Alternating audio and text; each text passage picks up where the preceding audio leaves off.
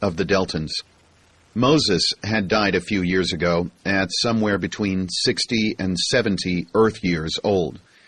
About the same or maybe even a little better than humans, given the environment. It was a bittersweet time for me. The council had never relented in their decision to banish me. Archimedes brought it up a couple of times, but was shut down hard. His position as the tribe's premier tool maker protected him to a certain extent, but I finally told him to drop it. I didn't want any backlash against his family. Stories of the Bob still abounded, but I noticed that they were now being embellished. In particular, my reputation seemed to be suffering. The tone sounded a little more like Loki or Lucifer these days. Would I end up as the devil in some far future religious myth? I sighed. The risks of godhood, I guess. I sent a quick text to ask Marvin if he'd be joining today's scrub game and got an affirmative. 57. Moot. Bill, October 2204, Epsilon Eridani. I held the air horn over my head and pressed the button twice, and received the usual round of boos. Gotta love tradition. The catcalls were short-lived, though, more of a formality. The word had gotten out, and the Bobs were all business today. Even the pre-meeting session had been quiet, with a growling undertone. First, before we get to the main event, I'd like to introduce our newest long-range champion. I gestured to a nearby Bob. Bruce is from Calvin and Goku's first cohort. He's calling in from 11 Leonis Minoris and holds the record at 37 light years from Earth. Sorry, Mario. The crowd applauded Bruce, and several people came over to talk to him. When the chatter had died down, I held the air horn up for a moment and waited for quiet. I guess you've all heard by now, but I'll summarize just to make sure we haven't missed anything. We have communicated with the others. They appear to have captured the Chinese probe at some point and stripped its data. The good news is that they speak Mandarin, so communications were pretty straightforward. The bad news is they know where Earth is. And thanks to my ham-handed broadcasts to every star system in sight, they know about Epsilon Eridani as well. I waved off the yelled comments. No, they won't get the SCUT plans. The broadcasts were encrypted, as is everything we do. And the Chinese probe wouldn't know anything about the transmission or file formats, so they wouldn't be able to separate out encrypted data from transport envelope. I waited for any objections, then continued. The other piece of good news is that they are sufficiently arrogant that they don't feel the need to come over and squash us forthwith. Their attitude seems to be that they'll get to us when they get to us. This produced low growls from the audience, and I grinned. Now, we got some good scans of the Armada, and we're able to observe their operations as they strip GL-54. I'm going to call up Garfield to give us a rundown in a minute, but first, I want to thank Hal for successfully testing the new Heaven design against the Death asteroids. At least in that area, we are ahead of the game. There were cheers from the audience and the usual first verse of Bicycle Built for Two. It never got old. Hal grinned to the crowd, waved, and took a bow. Garfield walked up onto the podium and glared at me. I laughed, held up the horn, and gave it a blast. Okay, Garfield yelled over the boos. I have a bit of egg on my face. My guesstimates of the power capabilities and weaponry of the Death asteroid were a little off because the others are actually more inventive than I thought. I just hope they don't have more surprises. Garfield waited for silence, and he got it. Every Bob in the room was now completely focused on his words. Power beaming via Sudar. It's not just for running those little ant things they use for harvesting. It's also for charging Death asteroids remotely. The Death asteroids are capable of charging themselves without help, but it looks like it would take about a day on their own. So, they have huge reactors in the cargo carriers, which in combination with the Sudar beaming can run ants, drones, mining carriers, or charge up Death asteroids. Why? Yelled someone from the crowd. Seems unnecessarily complicated. Garfield nodded in the general direction of the voice. I think it's dictated by their biology. It's pretty obvious from Bill's conversation with them that they're a hive organism. A large portion of the interior of the death asteroids is living space. Far too much, in my opinion, to be justifiable just based on personnel requirements. Every vehicle they have is either automated or has the same large living space. I think they need to live in large groups. They may get some version of agoraphobia or something if there aren't enough of their brethren around. Well, it would explain their decision to build the Dyson sphere, Hal said from the front of the audience. That and their comment about going to war with any splinter group, I added. That could be phenotypical behavior as well. These beings seem to be very much driven by their biology. It may be that their reference to all other life as food is more of the same. Something that drives their actions at such an instinctual level can be taken advantage of, if we can figure out how. That's one of the tasks I want you guys to take out of this meeting. There were silent nods throughout the room and a palpable aura of anticipation. I'd tried to keep this quiet, but somehow word had gotten out. And now, the moment you've all been waiting for, I grinned at the crowd. We got images of the others from the scans. The detail isn't great, of course. The drone was too... Less talk, more show. I snapped my mouth shut. So much for building the drama. With a wave, I brought up the composite 3D image that we'd put together. There were oohs and ahs from the crowd. The other was hard to describe, simply because it was hard to get a perspective on it. The scale superimposed on the image indicated that it was about 4 feet tall, although it didn't really stand straight. Color shaded between an oily green-violet sheen through gray to black. I looked at the perplexed faces in the crowd. I understand that look. I'd worn it recently. But I'd been examining all the images since we separated them from the scans, so I had somewhat of a head start on figuring it out. Okay, think of the posture of a gorilla. Not quite a quadruped, but not quite upright. These things that look kind of like meaty wings are the front limbs. The back limbs are more like a split tail, except that there's also a tail. Visualize a sea lion's back end with a tail tacked on. The front limbs have these big appendages that look like fat fingers, but I don't think they're for manipulating. They have suckers on them, so I think they're more for gripping their prey.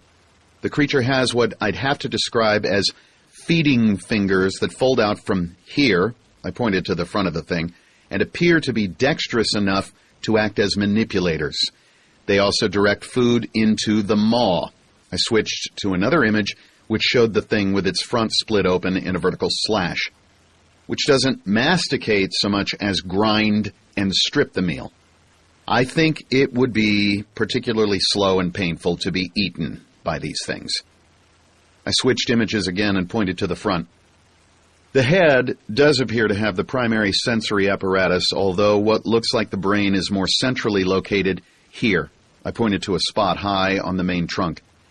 Vision is not great. It seems to be a large number of small eyes spaced around the dome of the head. You have to wonder why a predator would need 360-degree vision. I switched back to the first picture. The scan indicated they were packed into the living area with a density similar to us in this room, except that it was like that everywhere. No empty rooms, no private quarters. They are probably always packed in like sardines. I gestured dramatically. Ladies, gentlemen, I give you the others. There was dead silence for a few milliseconds. Then someone said, "Should we clap?" Everyone in the room broke up in laughter and the tension dissolved. If I ever found out who the speaker was, I'd have to buy him a beer. I left the image up and closed the meeting. People broke into groups to discuss the presentation. Mario raised his chin in my direction, and I acknowledged the implied invitation with a wave. Mario grimaced. I had a theory that the presence of the death asteroids was proof that they don't scout a system. Otherwise, they'd have known they didn't need them at GL-54. But if they're a communal organism, then the death asteroids are their portable community. Mario gave me a rueful smile. Yep. Fail. So how is the harvest going? He rolled his eyes and pulled up some images. Thankfully, there was nothing in GL-54 to get attached to, so this is nothing more than a strategic retreat to me. Pointing to one image. The carriers go down where presumably they've detected metal. They disgorge ants who dig down to the ore and bring it up. It's hard to tell from a distance, but based on activity, I think they use the ore to build more ants, which they use to get more ore, which they use to build more ants. Eventually, they reach a break-even point of some kind where the ants just haul material up. Then they harvest the excess ants and take off. They'd have printers specialized for making ants then. I stroked my chin and thought. It would have to be a cheap, quick process. At the current rate, I estimate they'll have the system cleaned out in a year. It's exponential behavior. They never stop, never rest. Mario rubbed his eyes. And those cargo ships are so big. I don't think we could even make them notice us, let alone damage them significantly. It would be like mosquitoes trying to take on tanks. Well, we have to come up with something before they decide Earth is next. Mario shook his head. There are a lot of systems closer to them than Earth. We have lots of time. You're assuming that they always do things that way. You're assuming that they won't suddenly decide to drive a little extra distance for some ready-made, refined material. I glared at him, willing him to get the point. I think we have to assume we don't have a lot of time. If we're ready early, no biggie. If we're ready late, biggie. Damn. 58. News. Howard, July 2198, interstellar space. I was less than a third of the way to my destination when I received an email from Dexter. In a moment of weakness, I'd asked him to let me know any news about the Brodeurs. Dexter included a bunch of other stuff in the email as well. Maybe he wanted to distract me. Maybe he wanted it to seem like the message wasn't all about Bridget. Don't know, but I appreciated the effort. In any case, it looked like things were going well, in general. Butterworth had retired. Well-deserved, in my opinion. The population of the system was up around 100,000 people now. Human-crewed spaceships were becoming commonplace, and the donuts made up an increasingly minor part of the food supply chain. Dexter apparently now had some of that formerly mythical free time, and was putting together some of Bill's asteroid movers. New Jerusalem was now a full-fledged democracy. Seemed some incriminating videos had gotten out, and Cranston had to step down. In the resulting mess, the citizenry had decided to separate church and state once again. I laughed as I read the details. No doubt Cranston had his suspicions, but there was no way to trace anything back to Will or myself. Speaking of, I fired off an email to Will in case he had more juicy info. Things were going well. If it weren't for the others, humanity would be in a good place. And that was it for the delaying tactics. With a sigh, I went on to the part about the Brodeurs. Okay. Not terrible. They had a son. They'd named him Howard. I smiled as the message became suddenly blurry. I would have to send a short thank you note.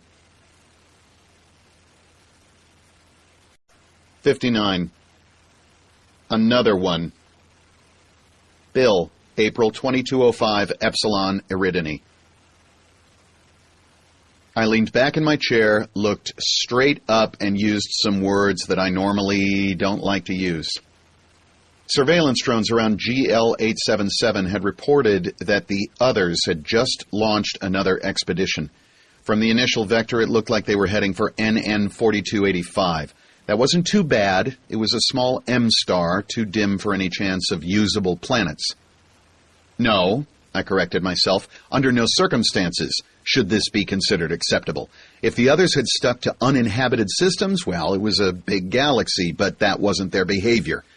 If they didn't happen to kill off a planet, it was only because there was nothing to kill off, not because of some moral reluctance.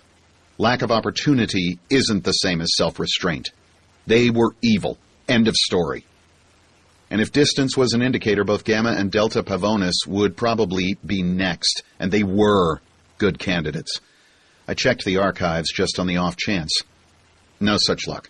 No one had visited those systems yet, although a couple of Bobs were heading for them as part of Mario's scouting. I got up and started pacing around my office, then I pinged Mario and he popped over. "What's up?" "Mario, the others just moved again, this time heading for NN 4285. "Yeah, I saw that. Not a prime system. Still, we have to figure out how to nip this in the bud. I'm concerned about the Pavonis candidates. Do you have an ETA for them? Gamma and Delta?" "Claude and Jacques are heading for those. Claude will be at Gamma in about a month, and Jacques at Delta in 22 months or so." Damn it! The closest significant presence we've got is Sol, and we can't divert them from building colony ships. Epsilon Indi? No, Epsilon Indi is too far away as well, although closer than Sol, but resources are poor, and colonists to KKP will be too busy setting up to help. Mario nodded. He looked down at his toes for a few milliseconds, then turned and glared at me. "What is it with the Pavonis systems that's giving you a pickle up your butt anyway?" I sighed and stopped pacing. I favored Mario with a self-conscious smile. "Call it a premonition. Call it superstition. Call it utter faith in the power of Murphy. Based strictly on distance, those two are among the next likely targets. Based on the stars' types, they're good, habitable planet candidates. Based on our experience so far, most good systems with a planet in the right place have life. Not intelligence necessarily, but life." I shrugged, letting Mario make the connection. He was silent for a few moments, thinking. "On the other hand, they've just sent out an expedition to NN 4285, and the GL-54 expedition hasn't made it back to their home system. How many armadas do you suppose they have?" "Fair point. They don't seem to have any real sense of urgency. I wonder how long a prime lives. So look, Bill, why don't you build a group here and send it to the area?" I shook my head. "Too far. I'll do it if there's no other way. We need to get an inventory of what Bobs are in what systems so we can figure out what response is possible." Mario gave me a nod and popped out. I pinged Claude. His return indicated he was down to a low tau, about 0.03. That wouldn't affect communications at all and was hardly worth adjusting frame rates for. He was open for company, so I popped in. "Hey, Bill." "Claude." I looked around at his VR. Not particularly anything. Tropical beach, cabana, deck chair. Could be Mexico, Hawaii, or some made-up location. I didn't have any memories of a vacation like this, so I assumed the last option. Claude was looking at me with slightly wide eyes. He was a generation removed from me, and it was funny how the Bobaverse was becoming hierarchical like that. I materialized a deck chair of my own and sat down. "Been following the others, Claude?" "Yeah, I was at the Moot, and I heard about NN 4285. "Okay, so here's the thing. With the others taking out GL-54, there's no Bob-controlled system anywhere close to you. When you get to Gamma Pavonis, you have to assume you only have a couple of decades at most before the others come visiting. You're going to have to mobilize for war, essentially." Claude frowned. "A lot of assumptions in there. Not as many as you'd think, and the assumptions are high probability." Claude sighed and resettled himself in his chair to face me squarely. "Look, Bill, I get the whole thing about the others, and they're evil, blah, blah, but why here and why now? Why this particular line in the sand? I'll grant you there's nothing unique about Gamma Pavonis to the limit of our current knowledge, but we have to start somewhere. Maybe we won't be ready for them in time. Maybe they'll swoop down on you in a decade and you'll have to flee like Mario did. But at some point, we have to try. Why not here and why not now?"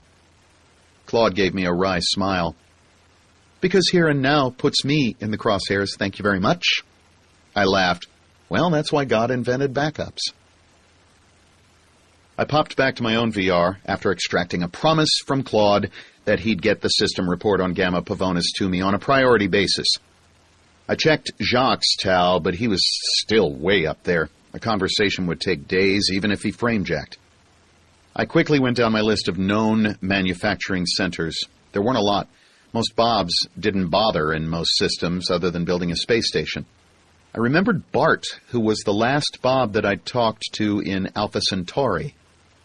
I sent a quick ping to him, but it looked like he was between systems. Bart's acknowledgement indicated a ridiculous tau. I'd be a few days even waiting for a response, never mind a conversation.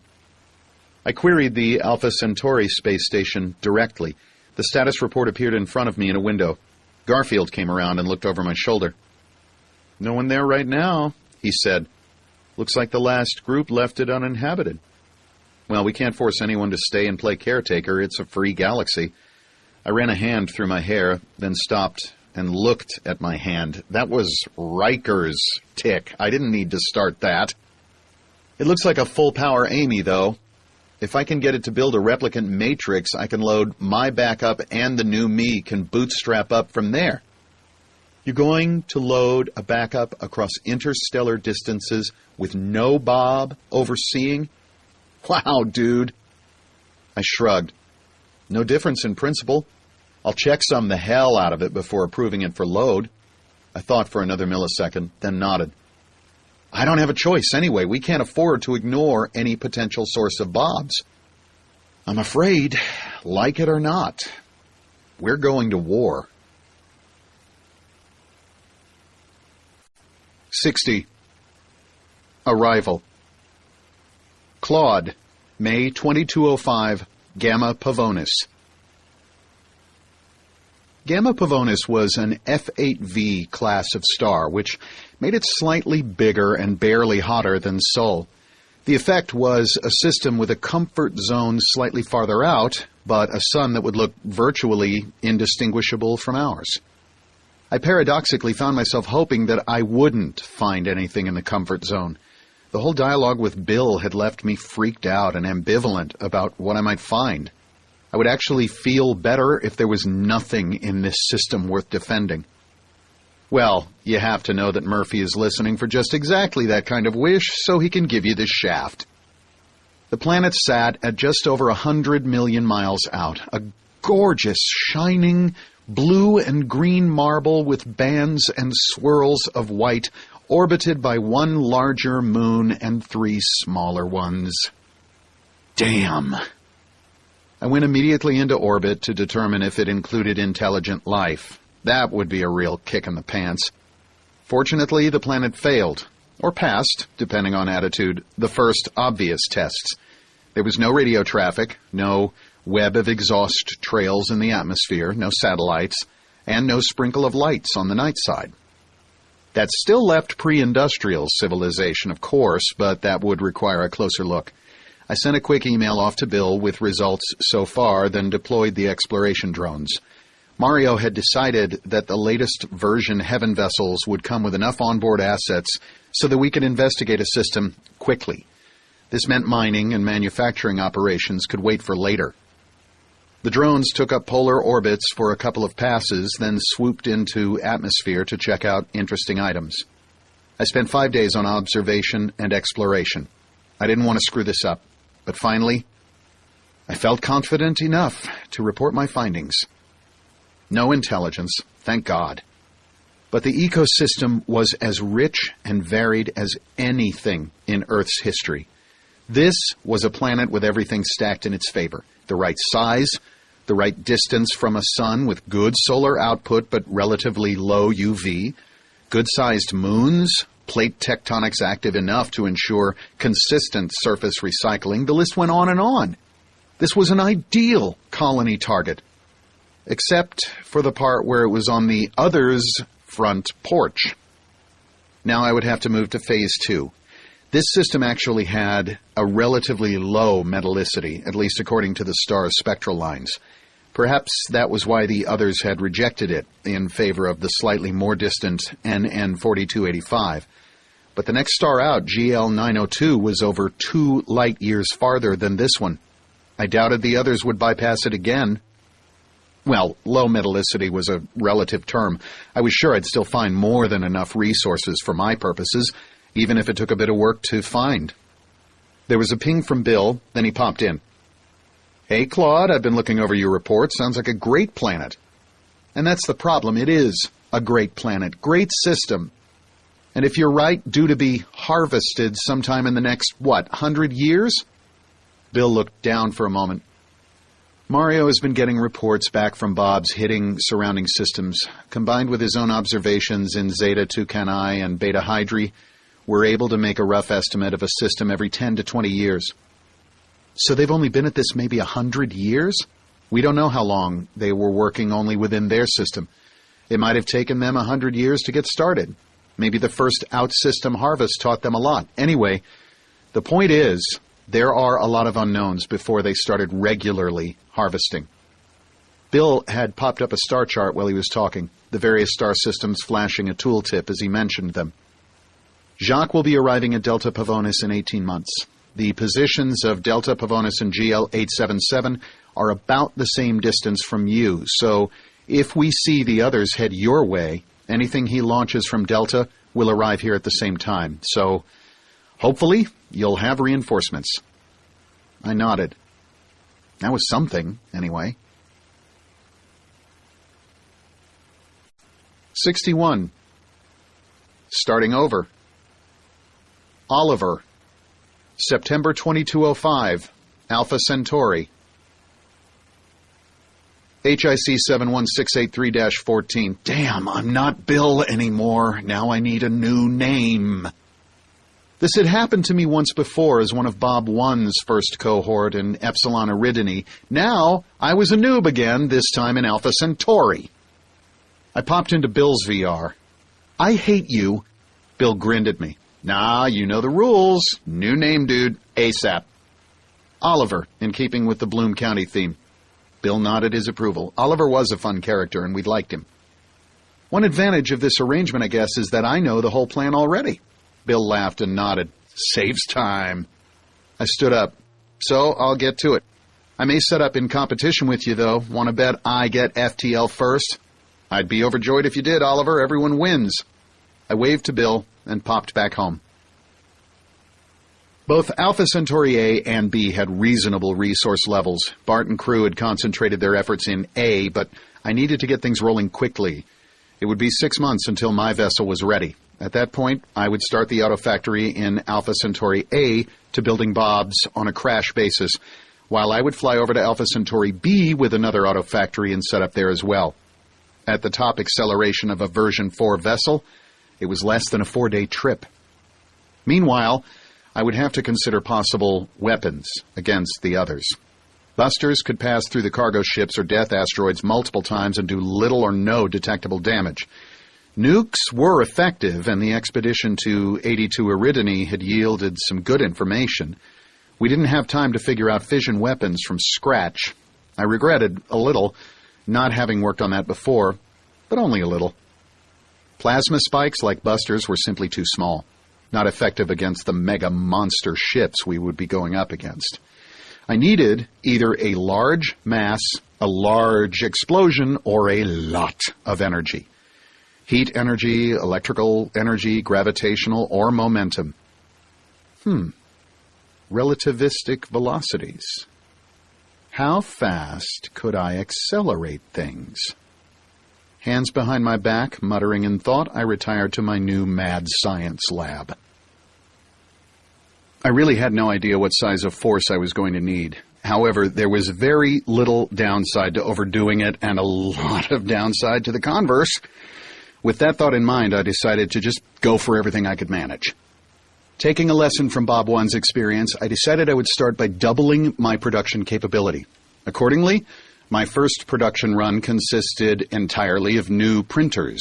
I then assigned a couple of printers to do nothing but produce more printers, while the rest started working on drones. I was going to invest some upfront time in ramping up my capacity, which would hopefully pay off later. It took almost 2 years before I was ready to start building actual Bobs.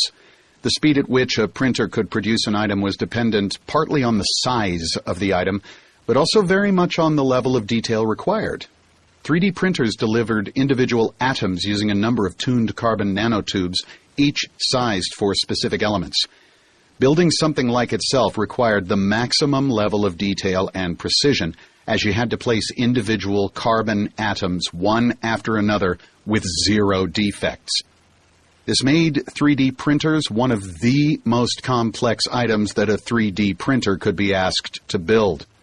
Only something biological would be harder. Anyway, finally, I was producing Bobs. After much discussion, Bill and I came up with a blueprint for a version 5 Heaven vessel, a virtual dreadnought compared to the original Heaven 1. I felt a little intimidated just looking at the plans. Bill was still working on the Sudar cloaking from the 82 Eridani mission, but we knew enough about it to build around the requirement for now. I also put together a design for a stealth buster, very similar in overall structure to Medeiros' stealth fission bombs. Howard had managed to extract H-bomb blueprints from Butterworth. I guess the colonel considered the others to be enough of a threat to override military secrecy. Unbelievable that they were still even thinking in those terms with 99.9% of the human race gone. 3 years after waking up at Alpha Centauri, I had my first cohort of battle cruisers. 62. Departure. Mulder, November 2201. Departure. I put my hands behind my head and stretched as I reviewed the report that I would be sending to Bill and Riker. This would be my final report from Poseidon. Tomorrow, Monty would start the return trip to Earth, empty except for some biological samples, and I would point my bow and head for a new system, leaving Marcus as Bob in residence here. I pinged Monty and Marcus and invited them over. They responded immediately. "Hey, Mulder, I'm going to miss you guys," Marcus said, looking at each of us. "Yeah, I know," Monty replied. "I wish I could keep it down below 0.75 C, but we can't afford the extra transit time for a colony ship." Marcus looked a little down, so I gestured to my report to change the subject. "Things are looking good. 3 mat colonies in full operation and 2 floating cities getting close to complete." Marcus nodded. "And as of today, it's 3 months since the last Kraken attack. Apparently they can be taught." Marcus grinned and invoked a Coke. "And then there's this." He popped up an image. "What the I squinted at the graphic. "Is that actually Aerial City, as in floating in the air?" "Yep." He waved a hand. "Well, okay, it's a small proof-of-concept prototype, but still, I've been putting this thing together for a while. Triple redundancy, all kinds of fail-safes. Theoretically, we should be able to lift something as big as your floating cities and keep it in the air indefinitely." "Unbelievable," Monty said. "When will it be ready to test?" Marcus grimaced. "Sorry, buddy. Not for another 6 months. You won't be able to find out the results until you get back to Earth." "Well, that sucks." "On the other hand, by the time I'm back online, the thing might be ready for prime time. This could get interesting." I nodded, not saying anything. This was a good argument for staying below 0.75 just to be able to follow the project. If this crazy idea of Marcus's actually worked, it would change the game significantly. Poseidon receded rapidly in the rear view as I accelerated out of the system. The goodbyes from Chief Draper and the friends that I'd made over the years stung more than I'd expected. It was very possible that some of those people would be dead by the time my Tau dropped at the other end. Making friends with humans just didn't seem like a good idea, on balance. Riker pinged me and I invited him in. "Hey, Mulder. Sorry I couldn't get back to you before. It's been that kind of millennium." Will grinned at me. "Especially the last week or so, I guess," I replied, smiling back. I summoned Jeeves and he arrived with a coffee for Will. "So what's the status back at Sol?" I asked him. "We have 14 colony ships in active service now," he replied. "Colonies at or soon to be at Vulcan, Poseidon, Epsilon Indi, and 82 Eridani. Things are looking up. Or would be if not for the others." Will sighed. "Yeah, I know. 82 Eridani and Epsilon Indi in particular are close enough to be potentially in danger. We're working on it." "Yep, just when you start to get ahead in the rat race, the universe delivers bigger rats." 63. The Pav. Jacques, February 2207, Delta Pavonis. I looked down from orbit at the sprinkles of light decorating the dark side of Delta Pavonis 4, realizing that there was a good chance these beings would be dead soon. Deltans was taken. Pavonians? No, that sucked. Pav, for now, I guess. The Pav appeared to be well into their industrial age, probably equivalent to the Victorian era on Earth.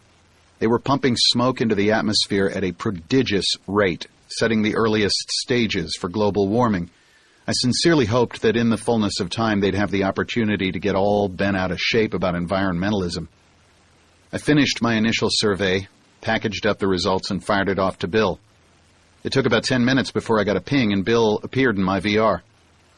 Well, this sucks. I nodded. Remember the days when we thought finding intelligence would be a good thing? I leaned forward and put my head in my hands, and I could end up being witness to the massacre of an entire species. Bill materialized in an Adirondack chair, a little anachronistic in my VR, but whatever, and sat down. He sat in silence for a few milliseconds before replying, "Jacques, it's very likely that Gamma will get hit first. That's a full planetary ecology, but at least Claude hasn't found any sentient life. And if the others head that way, you'll be able to help. Meanwhile, you need to start working the system and concentrate on building a bunch of Oliver's dreadnoughts." I looked at him and shook my head. "No. Well, yes, but also no.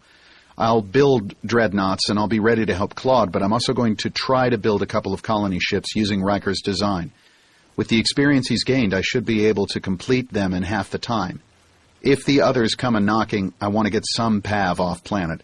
I'm not going to sit by while an entire race gets blown away." Bill stared at me, frowning for several milliseconds. Then a smile slowly formed.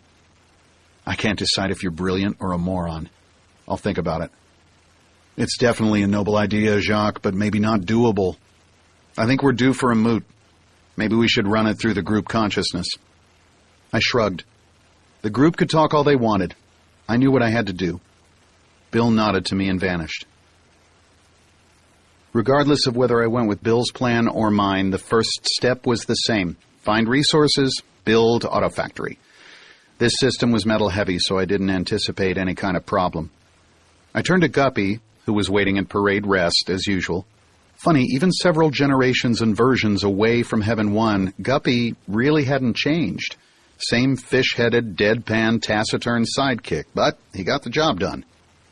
"Guppy, we need autofactories, and soon. Send out everything we have to look for locations. Top priority, and don't be subtle."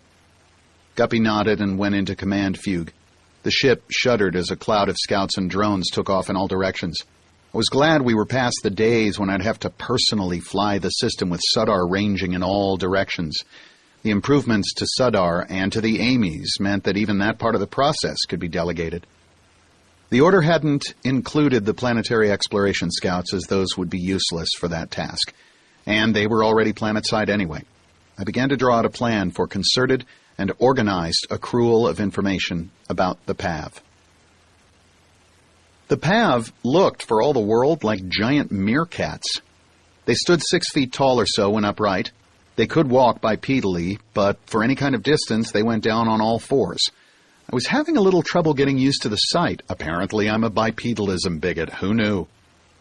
The Pav wore clothing, but seemingly less for protection or modesty than for decoration, and pockets, except in very cold climates. They were organized into countries or states and seemed to use forms of government very similar to what humanity had come up with.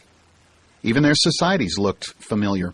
About the only real difference was the almost complete absence of monogamy. Pav seemed to organize into families of up to 8 adults, generally evenly divided between genders. This created a somewhat different standard design for residences, but otherwise didn't seem to have a large effect on society as a whole. I picked one of the countries that resembled early America, selected one of the larger cities, and settled in for some dedicated research. The absence of electronic media made for a bit of an inconvenience. However, I did find several bookstores. I managed to sneak in a couple of roamers late in the evening. They took up positions in the shadows of the rafters and waited for closing time. Then they started going through books. There wasn't anything like a children's section, but there were books for beginning readers with illustrated alphabets. It took 2 nights to go through the entire contents of the stores. Because a significant portion of the population was still illiterate, there were clubs set up where a pav would read aloud from a book while patrons ate or drank. Seemed like a very civilized idea to me. I stationed drones in the shadows of every reading club I could find and made a point of scanning the books that were read at my earliest opportunity. Within a month, I had a working vocabulary of the language of this country. The inhabitants, who called themselves Gentfen, spoke a language that they called Tinozhe. Meanwhile, the mining scouts found more than enough resources to get going. As expected, this was a rich system. As with many star systems, an asteroid belt sat to the inside of the first Jovian, and the pickings were beyond easy. I set the printers to producing more printers first. I think we'd all learned a lesson from Bob. Early reproduction of printers paid off in the long term. I would wait for the Bob moot and hope that they'd have good suggestions for manufacturing allocations. But if their suggestions didn't include colony ships to get some PAV off-planet, well, they could go jump. 64. Moot. Bill, March 2207, Epsilon Eridani. The air horn's blast brought the usual expressions of appreciation. I couldn't bring myself to grin at the antics, though. This was going to be a tough meeting. The looks on everyone's faces showed that they understood this. Okay, guys, let's summarize. The others have kicked Mario out of GL-54, and they're busily stripping the resources. They've launched another expedition heading for NN-4285. I've expressed concern that Gamma and Delta Pavonis are going to be next. And oh, look, there's a habitable planet in one system and a civilization in the other. I looked at the sea of faces. Everyone was totally focused on my words. Oliver in Alpha Centauri has come up with a latest and greatest battle wagon design. He's too far away to help Jacques and Claude, though, unless the others hold off a lot longer than I really expect. Jacques is prepared to send reinforcements for Claude, if it comes to that. Or the other way around, if necessary. I looked for the owner of that comment. It was Jacques. I raised my eyebrow at him in an invitation to continue. Delta's farther away from GL-877, so from that point of view, Gamma is a more likely target, except that Delta has way higher metallicity, as can be seen plainly in the spectral lines. Maybe the others will skip the closer system for the better system. They already bypassed Gamma once. I closed my eyes for a moment. An undercurrent of muttering passed through the room. It's a point, Jacques. We won't know until they move. We have full coverage around GL-877 now, so we can see any departures. I motioned to Garfield, who was standing to one side of the podium. Garfield will give us a rundown on weapons capability.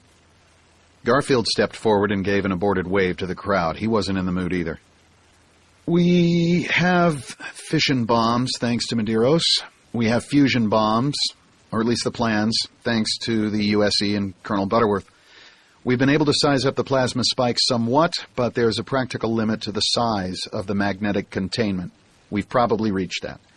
It's enough for the smaller others' vessels, but not enough to seriously harm the Death asteroids or cargo vessels. Garfield popped up a diagram. We've got the basic concepts of the cloaking figured out, but we weren't able to salvage enough hardware to see how the Brazilians were actually doing it. Which means we're starting from scratch. This appears to have been another one of those accidental discoveries, so it's not just a matter of hours thrown at the problem. We're going to need some breakthroughs. Someone at the front commented, "Without the cloaking, we can't get the bombs close enough to be effective. They'll just zap them or shoot them down. I think it's safe to assume the others have things like missiles as well." "We can get the items close enough," someone else responded, "if we transport them in the cargo hold of a battle wagon." There was silence as everyone looked at each other. We all knew what that meant. The battle wagon would be destroyed in the explosion as well. We could put Amy's in some battle wagons and make them suicide bombers. I felt my eyebrows climb up my forehead. That was actually not completely idiotic. We'd have to think about how many dreadnoughts we'd staff with Amy's, though. Or Scud-based remotes. I looked around. Okay, who is that? Those are some good ideas. Maybe you should be on the committee. Someone stepped forward. It was Elmer. No thanks. I'm just trying to spare my hide. He grinned around at the audience, and we finally got some laughter. There's also